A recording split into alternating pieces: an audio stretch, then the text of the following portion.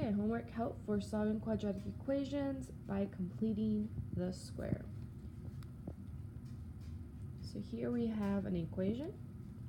In order to be able to complete the square, we want to get rid of this constant by bringing it over here. So we're going to subtract 1. We get x squared minus 6x equals 9. Now we have to go find half of b.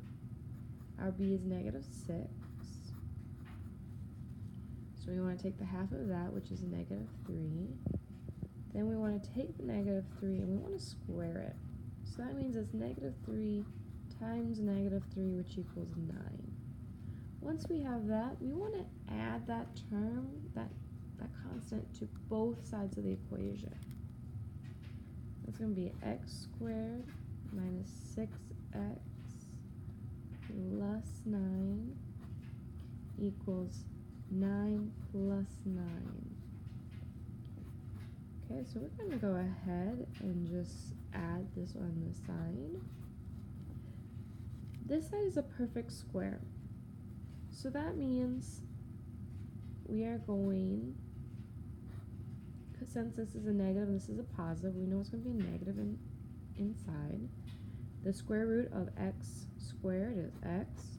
Square root of 9 is 3. And we're going to square that. Now we want to take the square root of both sides.